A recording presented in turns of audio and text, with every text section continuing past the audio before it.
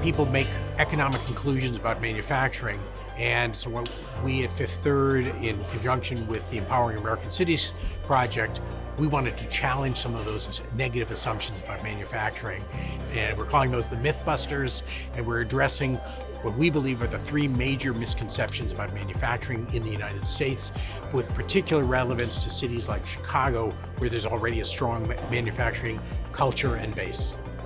People think of manufacturing as mired in the past. It's dirty, it's old, but in fact, it's modern, it's new, it's highly productive.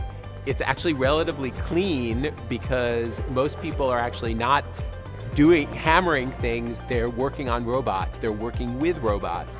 And it's a high-paying, high-skilled job that is an important part of the economy. And people don't know this or think about this, but it's the third most productive industry in the United States. And so having a strong manufacturing base helps the US economy grow overall.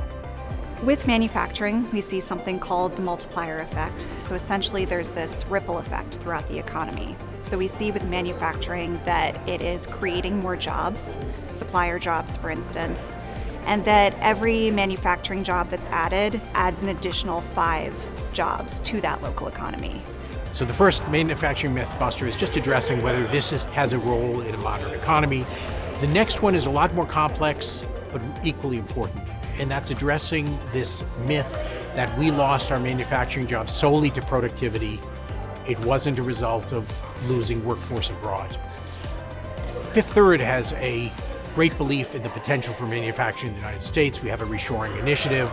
And then within the context of the Empowering American City collaboration, one of the things that we believe is beneficial to our communities is just highlighting the value add of manufacturing. And that becomes very clear in the data that's been developed for this project.